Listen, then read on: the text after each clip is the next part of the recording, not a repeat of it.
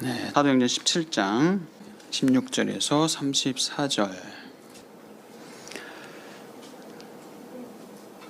네, 우리 한 절씩 교독하겠습니다. 먼저 읽겠습니다. 바울이 아데네에서 그들을 기다리다가 그 성에 우상이 가득한 것을 보고 마음에 격분하여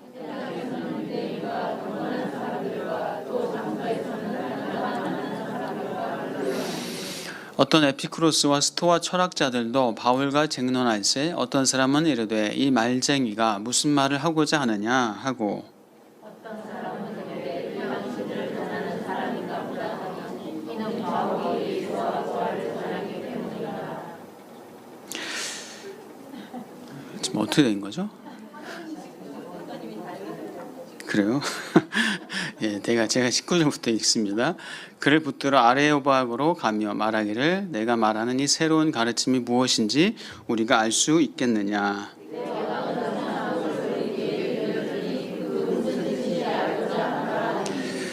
모든 아덴 사람과 거기서 나그네 된 외국인들이 가장 새로운 것을 말하고 듣는 것 이외에는 달리 시간을 쓰지 않음이더라.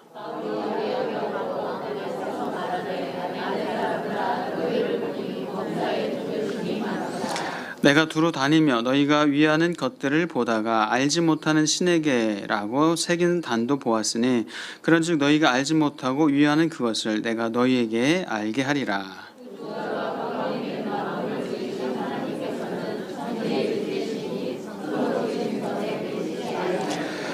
또 무엇이 부족한 것처럼 사람의 손으로 섬김을 받으시는 것이 아니니 이는 만민에게 생명과 호흡과 만물을 친히 주시는 이심이라.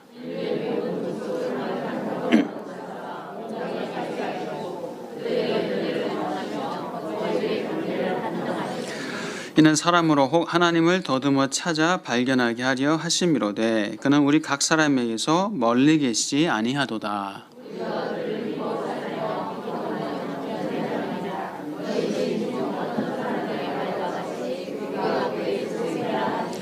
이와 같이 하나님의 소생이 되었은즉 하나님을 금이나 은이나 돌에다 사람의 기술과 고안으로 새긴 것들과 같이 여길 것이 아니니라.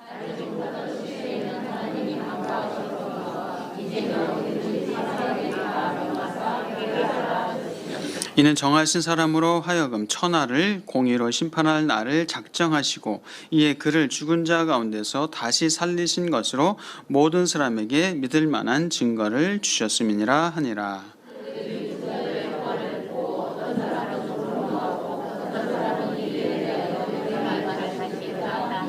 이에 바울이 그들 가운데서 떠나매 몇 사람이 그를 가까이하여 믿으니 그 중에는 아레오바고 관리 디오노시오와 다말이라 하는 여자와 또 다른 사람들도 있었더라. 아멘.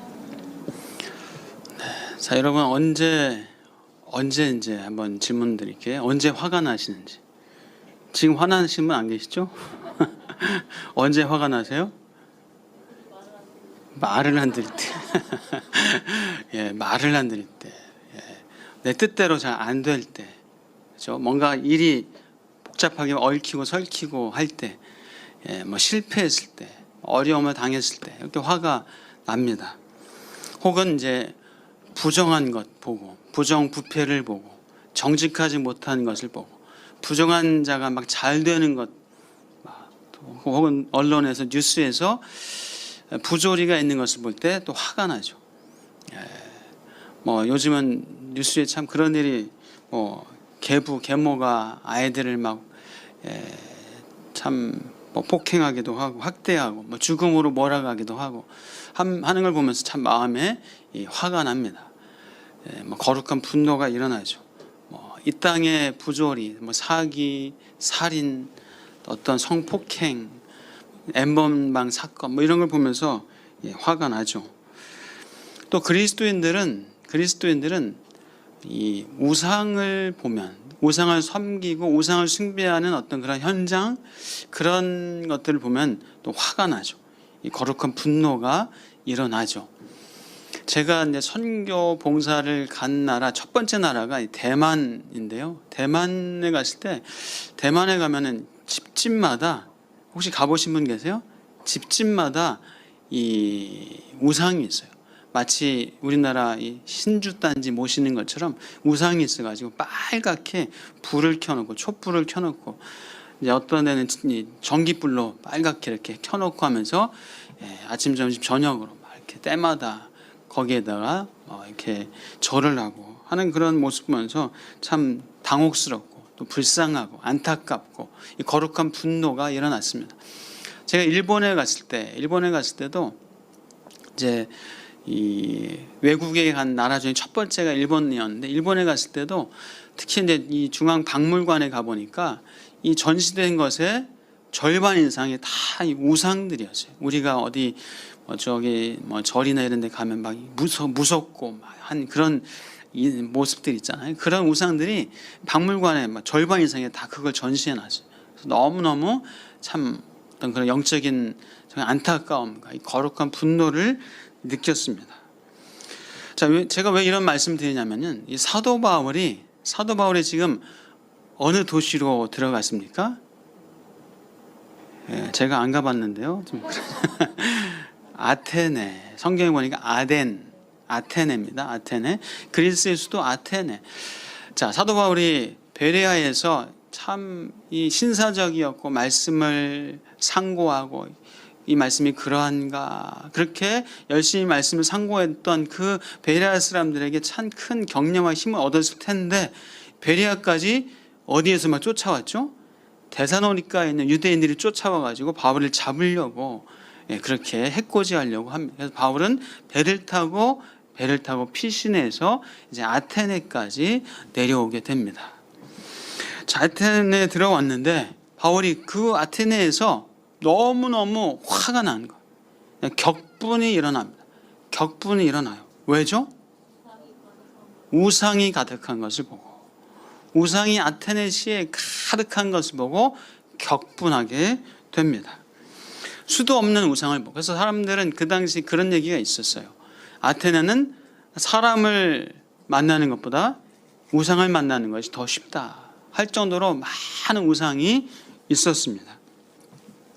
자, 우리가 알고 있는 것처럼 아테네는 이 소크라테스, 플라톤, 아리스토텔레스, 에피쿠로스, 제논 등 아주 철학자들이 있었던, 철학이 풍성하고 그 당시 문학과 예술 이런 것들이 왕성하게 발전했었던 곳이 이 아테네입니다. 물론 바울 시대 한 200년, 300년, 400년 전에 철학이 왕성하게 발전했지만 그래도 바울 시대에도 여전히 아테네를 필적할 만한 그런 도시가 없을 정도로 철학과 문학과 예술이 발전하고 그것을 추구하던 도시였습니다. 자, 이 아테네, 교육 도시 중에 아테네가 첫 번째 교육 도시. 아테네, 또 바울이 태어났던 바울의 고향 다소, 또 아프리카 북쪽에 있는 알렉산드리아, 3대 교육 도시인데 아테네가 또 손꼽히는 교육 도시입니다. 자, 이렇게 사상과 철학과 문학과 교육이 발전했지만, 그러나 하나님을 모르는, 하나님을 거부하고 거절하는 그런 것들이 또한 발전하다 보니까 미학적으로는 멋있고 문학적으로는 세련될지 모르지만은 도덕적으로는 아주 타락하고 종교적으로 영적으로 암울한 도시가 바로 아테네였다라고 말할 수 있습니다. 신전과 우상들이 가득합니다. 여러분도 많이 들어보셨을 거예요. 아폴로, 제우스, 아프로디테, 헤르메스, 디오니소스, 포세이돈, 바카스, 머큐리, 주피터, 비너스 등등등 수많은 그런 우상들이 있었습니다. 한마디로 우상에 잠긴 도시, 별칭이 그거예요. 우상에 잠긴 도시가 바로 아테네였습니다. 저도 이제 선교 봉사 때문에 세계 여기저기를 다니면서 특히 이제 인도, 네팔은 도시 전체가, 거기는 이제 우리나라는 사원이 이제 어디 그래도 산속에 있고 도시 안에 있지 않잖아요. 마을 안에. 거기 사원이 마을에 있어요. 그러다 보니까 온 마을이 그냥 이 향 타는 냄새가 가득해요. 거기다가 이제 뭐라도 있으면 제사라도 있는 날은 아주 피 비린내가 납니다. 아직도 동물 제사가 남아 있어요. 피 비린내가 나요. 이 거리마다 이상한 그런 우상 포스터를 막 붙여놔가지고 팔 여러 개 달린 그런 여신, 또 초경을 아직 하지 않은 그런 아직 어린 여신을 모시는 그런 너무너무 역겨운 어떤 그런 느낌이 있었습니다.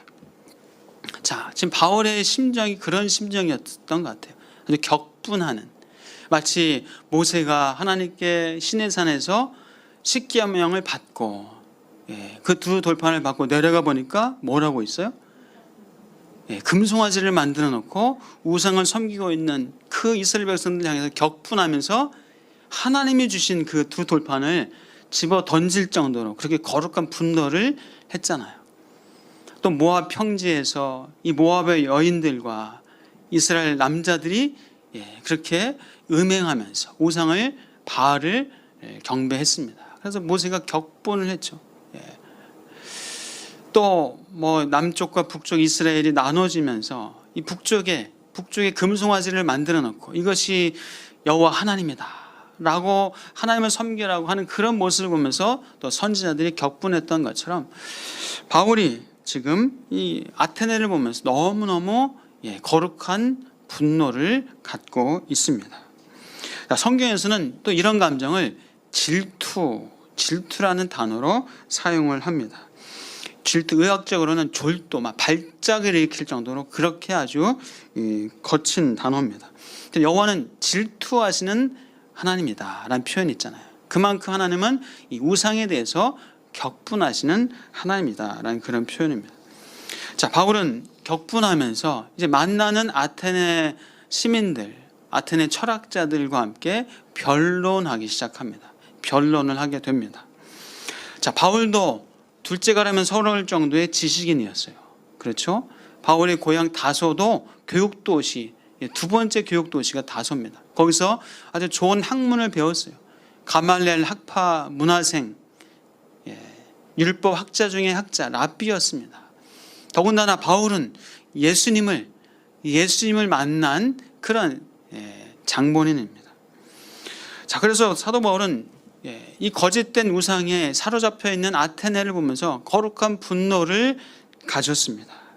자, 그러면서 이제 바울은 그들과 아테네 사람들과 변론하게 됩니다. 저는 오늘 이제 이 사도 바울의 변론을 보기 전에 먼저 한 가지 좀 우리가 짚고 넘어갔으면 좋겠어요. 나는 무엇 때문에 분노하는가? 나는 무엇 때문에 화를 내는가? 여러분, 무엇 때문에 분노하세요? 내가 상처받고 내가 손해보고 내 이익이 막 줄어들고 그런 것 때문에 화를 내세요? 물론 화나죠. 내가 손해보고 무시당하고 대접받지 못하고 대우받지 못하면 화가 나죠. 물론 화가 납니다. 편치 않아요. 그러나 우리는 하나님 앞에서 하나님의 이름이 망령되이 일컫는, 하나님이 업신여긴을 당하는 어떤 그럴 때 우리는 또 거룩한 분노를 가져야 하지 않을까 생각합니다.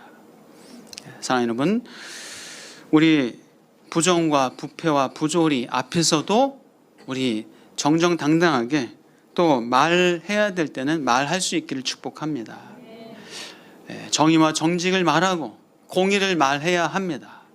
그러나 우리가 말하고 할 때 여전히 아랑곳하지 않을 때 우리는 또한 품고 기도해야 됩니다. 또 하나님께 맡겨야 합니다. 모든 사람에 대해 오래 참으라. 내 이웃을 내 몸과 같이 사랑하라 하신 말씀을 기억하면서 하나님께 또 우리는 맡겨야 할 줄 믿습니다. 우리가 왜 분노하는가? 요즘 뭐 교회가 욕을 먹기도 합니다.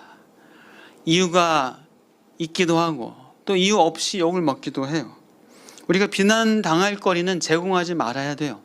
교회가 공공 질서와 사회 안녕을 위해서 우리가 먼저 모범이 되고 해야 됩니다. 구제하고 사회 봉사하고 그런 어떤 본이 되는데 앞장을 서야 돼요. 정의롭고 정직하게 또 교회가 해야 됩니다. 우리가 잘 하다가도 이 한 가지 실수하고 한 가지 잘못하면 그것 때문에 큰 욕을 먹고 비난을 받습니다. 우리가 이 사회에 봉사하고 사회 공공성과 안정과 안녕을 위해서 또 우리가 먼저 솔선수범하는 우리 교회가, 우리 한국 교회가 되기를 소원합니다. 그럼에도 불구하고 사실 교회는 또 그리스도인은 세상에서 욕 먹게 되어 있어요. 욕 먹어요. 욕 먹습니다. 어쩌면 당연합니다. 당연한 거예요.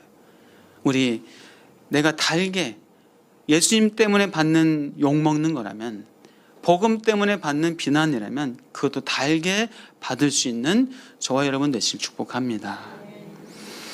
자, 바울은 이제 아테네 사람들에게 변론합니다. 하나님을 증거하고 하나님을 증명하기 시작합니다. 자, 우리 한번 오늘은 본문을 좀 더 한번 읽어보고 나누도록 하겠습니다. 좀 쉽지 않은 본문인데 같이 한번 읽어보겠습니다. 23절 먼저 보겠습니다. 23절. 네, 같이 읽습니다. 시작. 알지 못하는 신에게라고 새긴 단도 보았으니 그런즉 너희가 알지 못하고 위하는 그것을 내가 너희에게 알게 하리라. 심지어는 어떤 신도 있어요? 신전? 제단이 알지 못하는 신에게라고 새긴 제단도 있어요. 혹시라도 놓치면 안 될까 봐. 이런 신이 있는데 놓쳐가지고 재앙을 당하고 화를 당하면 안 될까 봐 알지 못하는 신에게 바쳐지는 제단을 만들 정도로 그렇게 얼마나 우상이 많으면 그랬어요.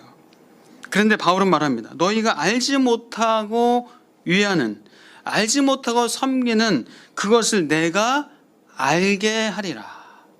알게 하리라. 얼마나 확신과 당당한가, 자신감을 가지고 지금 변론을 시작합니까? 자, 그러면서 이제 하나님에 대해서 말합니다. 하나님은 어떤 분인가? 하나님은 어떤 분이신가? 자, 24절에서 27절까지 네, 같이 읽습니다. 시작. 하나님께서 천지의 주제시니 손으로 지은 전에 계시지 아니하시고 또 무엇이 부족한 것처럼 사람의 손으로 섬김을 받으시는 것이 아니니 이는 만민에게 생명과 호흡과 만물을 친히 주시는 이심이라.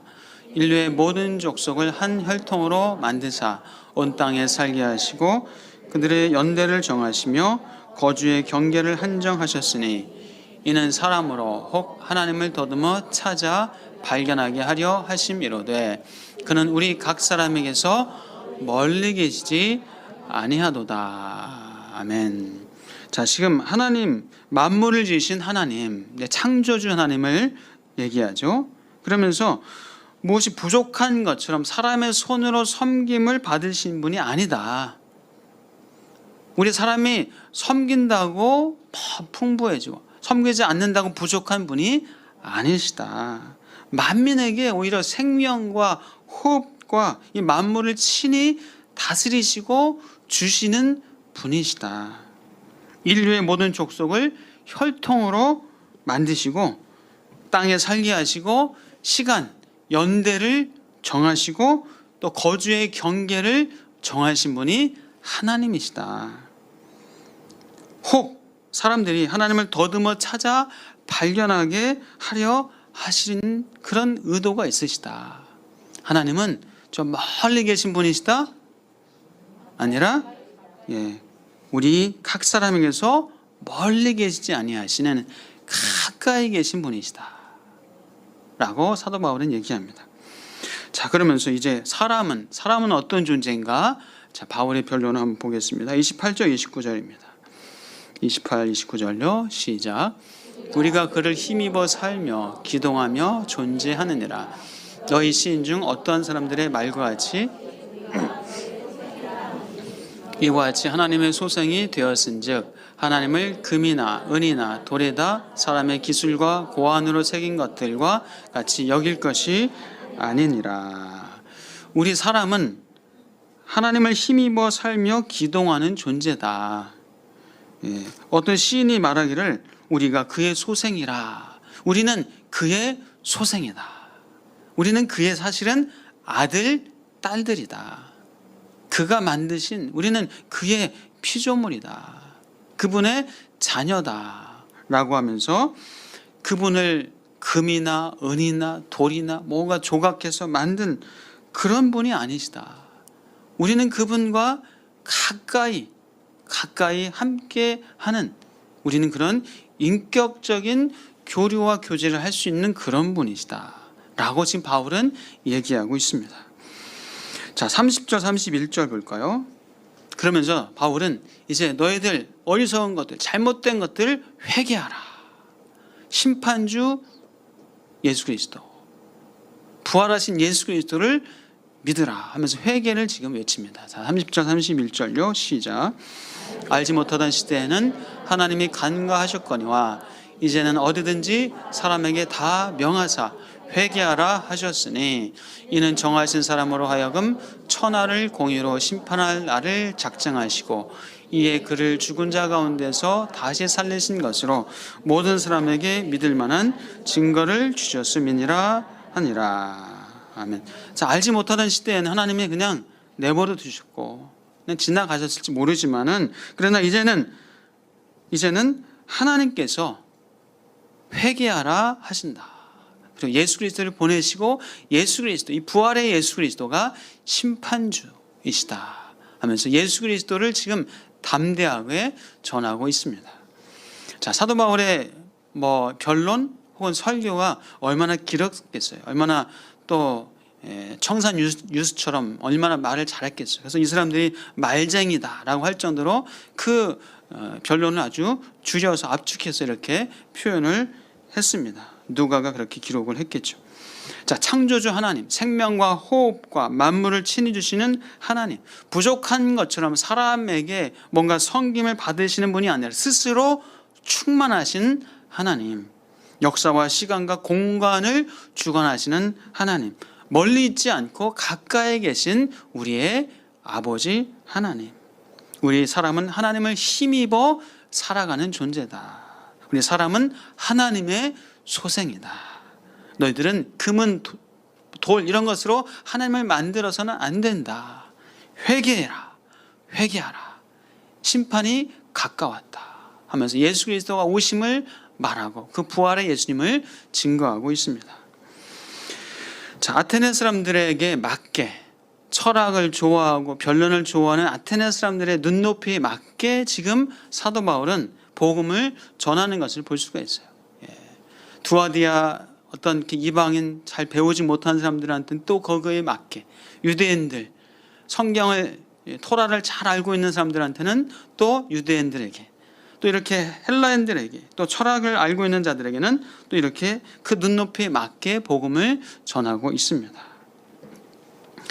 우리가 지금 사도 바울의 변론을 보면서 자, 신 그들에게 이제 신이라고 표현했지만 하나님, 사람들은 하나님이 있다 없다 해서 갈려집니다.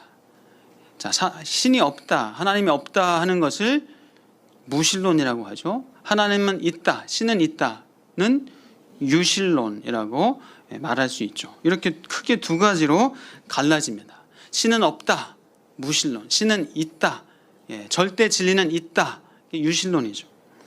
자, 무신론은 물질이죠. 물질을 강조합니다. 그래서 이 모든 만물은 다 물질이다. 인간도 물질과 시간과 어떤 우연이 합쳐져서 우연히 물질이 만들어내는 것이 인간이다. 그러면 우연한 존재이기 때문에 또 의미 없이 사라지는, 의미 없이 끝나는 존재가 인간이다. 이 무신론자들이 말하는 거죠. 그러나 유신론은 신은 존재한다. 절대 진리는 분명히 있다. 자, 그래서 어떤 무신론자들은 얘기합니다. 자, 유신론자들한테, 하나님을 믿는 사람들한테, 자, 신이 있다는 것을 증명해 보여라. 신이 있다는 것을 증명하면 내가 믿겠다, 믿어주겠다. 이렇게 얘기해요. 자, 여러분, 신이 있다, 하나님이 계시다, 여러분 증명 한번 해 보이세요. 증명하실 수 있으세요? 자, 신이 있다는 것 증명할 수 있나요, 없나요? 내 마음을, 내 삶을 그렇게 증명해야죠. 자, 그러나 과학적으로 사실 신이 있다는 것을 증명을 할 수 없어요. 없습니다. 자, 그렇다면 이제 무신론자들에게도 한번 물어봐야죠. 무신론자들에게도 신이 없다는 것을 그러면 한번 증명해 봐라. 자, 신이 없다는 것을 증명할 수 있어요, 없어요? 역시 과학적으로 증명할 수 없어요. 신이 없다는 것을 또 증명을 못 합니다, 사실은. 그래서 무신론은 사실 과학이 아니죠. 그래서 역시 사상이고 신념이고 그것도 하나의 종교라고 할 수 있어요. 무신론이든 유신론이든 다 과학적으로 신의 존재, 신의 비존재를 증명 못해요. 할 수 없어요. 결국은 문제는 뭐냐면요. 문제는 뭘까요? 문제는 선택입니다. 선택. 무엇을 선택하냐. 그것이 사실은 관건이고 문제입니다. 자, 우리 인간에게 있어서 영혼의 불멸, 신의 존재는 가장 중요한 질문 중에 하나야. 영혼의 불멸, 신의 존재. 그래서 이 파스칼이라는 철학자 아시죠? 이 파스칼은 인간은 신을 믿거나 신을 믿지 않거나 둘 중에 하나를 반드시 선택해야 한다. 그렇죠. 둘 중에 하나는 반드시 선택해야 돼. 신이 있거나 신이 없거나. 사람은 사후에, 죽은 후에 신이 존재할 가능성에 대한 내기, bet, 내기에 모두 참여해야 한다. 자, 그렇다면 어떤 선택이 내게 유익이 되는가? 그러면서 파스칼이 이 내기 논증을 했어요. 이 내기 논증을 네 가지 경우로 구분해서 그러면 선택해야 된다 하면서 네 가지 논증을 했습니다. 여러분도 많이들 아실 거예요. 이 네 가지 논증인데요. 첫 번째 경우는 뭐냐면은 내가 믿었는데 사후에 신이 존재하는 경우. 최고의 요즘 시쳇말로 대박입니다. 최고로 아주 큰 만족에 영생을 얻고 정말 영원한 행복을 얻기 때문에 최고의 큰 만족이죠. 자, 근데 두 번째 경우는 내가 믿었는데 사후에 신이 존재하지 않는 경우. 자, 이 경우는 손실이 있어요, 없어요? 손실은 없어요. 왜냐하면 믿고 사는 사람이 이 땅에서 그래도 도덕적으로 윤리적으로 살아요. 사람들에게 좋은 평판도 얻어요. 또 평안하게 마음도 좋게 살아요. 그렇기 때문에 플러스가 되면 됐지 절대 마이너스는 아니에요. 본전이면 본전이지 손해는 아니다. 자, 세 번째 경우는 뭐냐면요. 내가 믿지 않았는데 사후에 죽어보니까 신이 존재하는 경우. 그러면 어때요? 이거는 최고의 가장 최고의 아주 큰 실패죠. 자, 그래서 왜냐하면 영원한 지옥, 영원한 영벌에 처해지기 때문에 최고의 손실입니다. 자, 네 번째 경우는 뭡니까? 내가 믿지 않았는데 사후에 신도 존재하지 않는 경우. 이것이 네 번째 경우는 이것은 투자한 것도 없으니까 실패 본 것도 없고 잃을 것도 없는 선택이다. 자, 무슨 얘기냐면은 신을 믿기로 했을 때가 사실은 가장 큰 유익이다. 그 얘기예요. 신을 믿기로 하면은 믿으면은 영원한 천국이고 영생이고 영원한 행복이기 때문에 신을 믿기로 한 것이 가장 큰 좋은 선택인데 믿지 않기로 선택한 것은 영원한 영벌이기 때문에 가장 큰 손해를 보게 된다. 자, 그러므로 이 수지타산을 추구하는 인간에게 있어서 가장 합리적인 선택은 뭐다? 신을 믿는 것이 가장 합리적인 선택이다. 파스칼의 얘기입니다. 제 얘기가 아니라 파스칼이 그런 얘기를 했어요.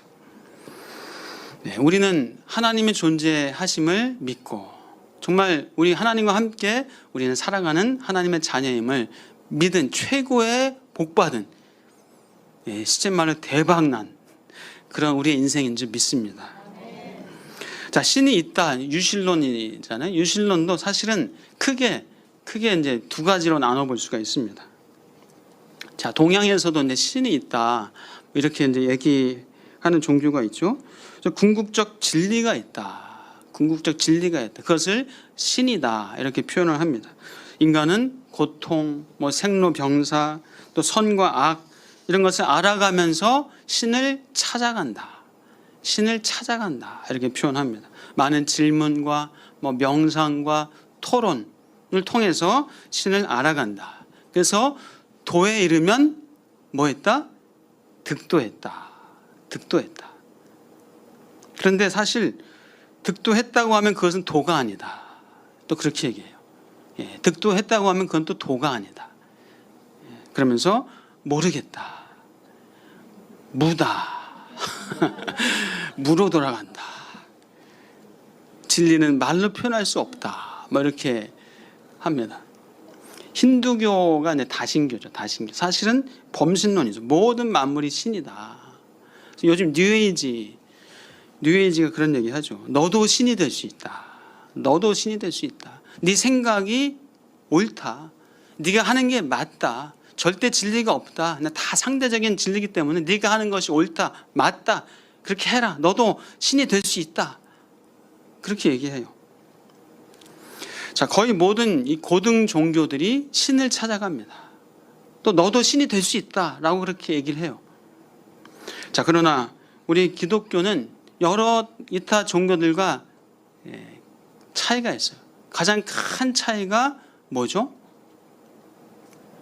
우리 기독교는 인간의 노력으로는 하나님을 찾을 수 없다.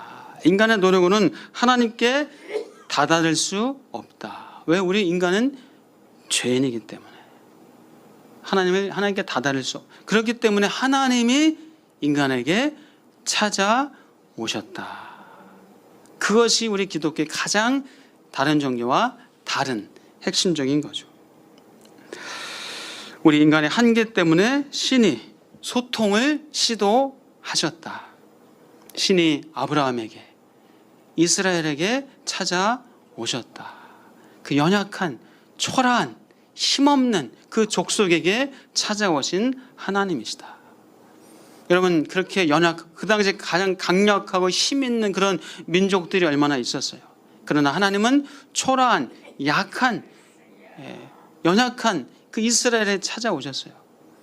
그러므로 하나님은 우리처럼 연약하고 초라하고 무지한 우리에게 찾아오시는 하나님이신 줄 믿습니다. 그러므로 우리에게 소망이 있는 거예요. 자, 지금 사도 바울은 그렇게 하나님이 어떤 분인가를 변론합니다. 변론하고 있어요. 이 파스칼 얘기 한 번 더 할게요. 이 파스칼은 그래서 얘기했습니다. 인격이 있는 사람이 인격이 없는 사물을 예배한다는 것은 불합리한 것이다. 이 점에서 무아를 강조하는 원시 불교나 개인이 우주에 흡수되는 힌두교는 예배를 받을 인격신이 없어서 참된 종교가 될 수 없다. 이슬람교는 신을 사랑하도록 가르치지 않기 때문에 알라와 사람의 관계는 인격적인 관계가 아니다.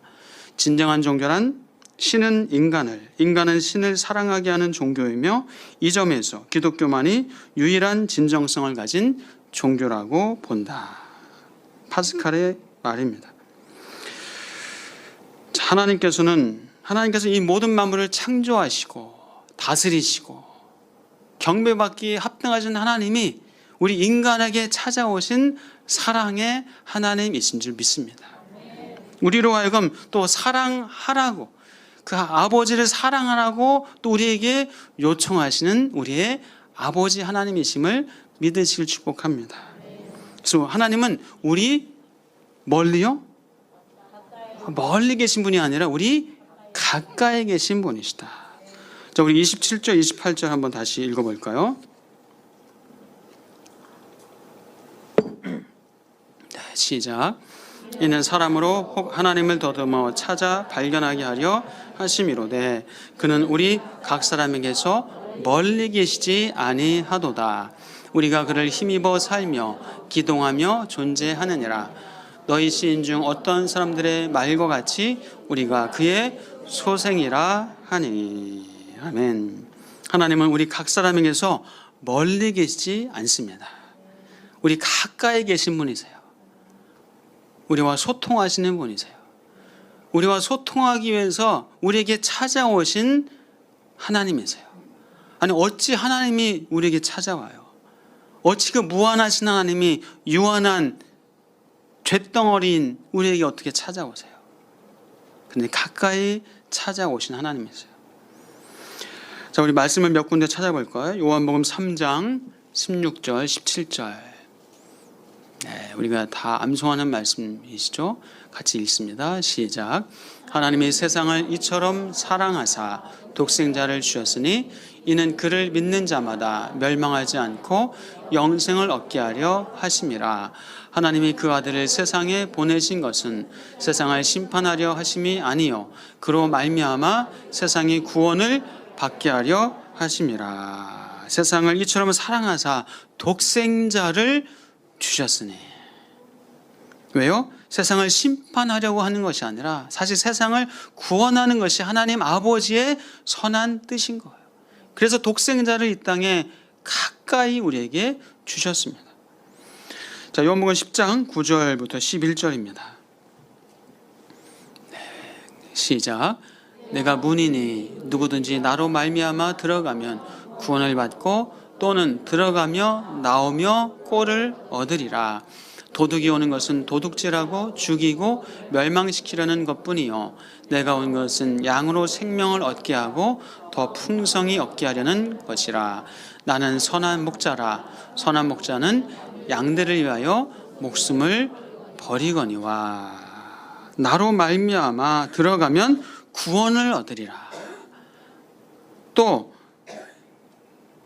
들어가며 나오며 꼴을 얻으리라. 주님께 들어가고 나오고 꼴을 얻는데요.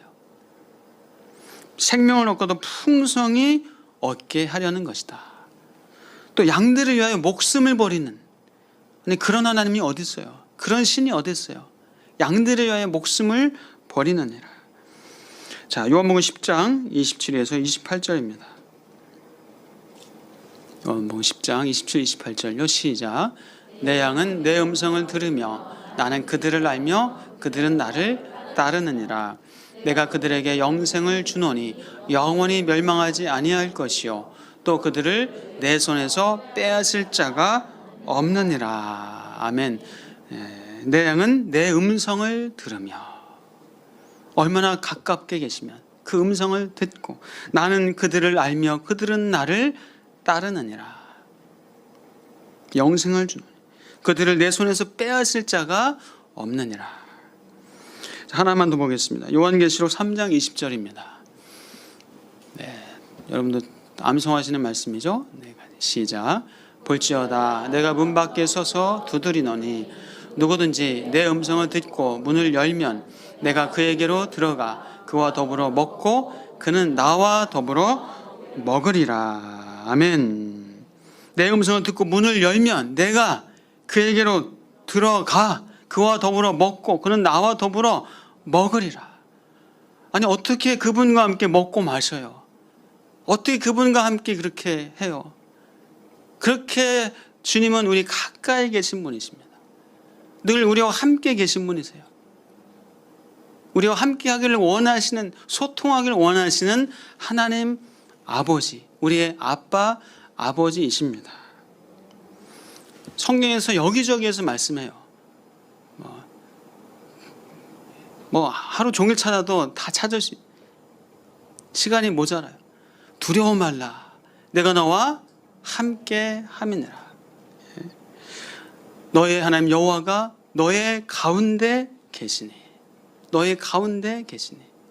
세상 끝날까지 내가 너희와 함께 하리라. 사랑하는 여러분, 하나님 아버지가 우리와 함께 계시는, 가까이 계시는 우리의 아버지, 그 아버지를 느끼고 경험하고 살아갈 수 있는 그 복이 저와 여러분들에게 있다는 사실을 기억하시고 경험하시고 느끼시고 누리시길 축복합니다. 어떤 분은 질문해요. 어떤 분은 그런데 정말 하나님이 내가 고통받을 때, 내가 그렇게 힘들 때 하나님 어디 계셨습니까? 아니 나 지금 너무 힘들고 괴로운데 지금 일도 안 되고 아무것도 안 되는데 정말 나랑 같이 계신 거 맞습니까? 나 사랑하는 거 맞습니까? 하나님 계신 거 맞습니까? 너무너무 힘든데 괴로운데 아무 일도 안 되는데 왜 그냥 나를 내버려 두십니까? 그런 분도 계셔요. 그러나 십자가에서 고통당하신 예수님께서 말씀하세요. 사랑하는 아들아, 사랑하는 딸아, 내가 고통 가운데 너와 함께 한다. 그 고통 중에 내가 함께 고통스러워하면서 함께 아파하면서 너와 함께 한다 라고 말씀하신 줄 믿습니다. 이것이 하나님 아버지 우리에게 알려주시는 사실이요 진리인 줄 믿습니다. 우리 죄 때문에 십자가의 고통을 당하시고 죽으시고 부활하신 그 예수 그리스도께서 성령과 함께 우리의 삶에 함께 하시고 우리 가운데 계시고 우리를 떠나지 아니하시는, 우리를 친밀하게 늘 가까이서 함께 하시는 우리의 아빠, 아버지, 우리 선하신 목자이신 줄 믿습니다. 수고하고 무거운 짐진 자들아 다 내게로 오라. 내가 너희를 쉬게 하리라. 주님의 음성을 듣고 주님께 나아갈 때 주님께서 참된 평안과 안식과 위로해 주시고 고통에서 슬픔에서 내 삶은, 내 상황은 여전히 달라진 것이 없다 할지라도 주님의 음성을 듣고 주님이 주시는 말씀으로 여러분 하나님과 함께 가까이 계시는 그 삶을 살아 나가시는, 누리시는 은혜가 있기를 축복합니다. 그때 우리 삶 가운데 동행하시고 친밀하게 함께 하시는 그분으로 말미암아 우리는 소망을 가지고 위로를 얻고 힘을 받아서 우리는 살아가는 하나님의 아들, 딸들이라는 사실을 믿으시기를 주의 이름으로 축복합니다. 우리 같이 한번 고백하겠습니다. 하나님은 나의 아빠이십니다. 하나님은 나 가까이 계십니다. 이번 한 주간 하나님 가까이 계신 하나님과 함께 동행하시고 손잡고 주님의 길로 인도함 받으시는, 믿음으로 나아가시는 저 여러분 되시길 축복합니다. 기도하겠습니다. 하나님 감사합니다. 하나님을 아빠라고 부를 수 있어서 너무나 감사합니다. 나의 삶을 인도하시고 선한 목자가 되셔서 두려워 말아라, 염려하지 말아라, 걱정하지 말아라 말씀하시는 그 하나님 아버지의 음성을 듣고 우리 믿음으로 나아가는 하나님의 아들, 딸로 살게 하여 주옵소서. 하나님의 모습을 생각하고 하나님의 모습을 상상하며 나와 함께 계신 그 하나님 우리가 영으로 상상하며 바라보며 살아갈 수 있는 믿음의 자녀들 다 되게 하옵소서. 예수 그리스도의 이름으로 기도옵나이다. 아멘.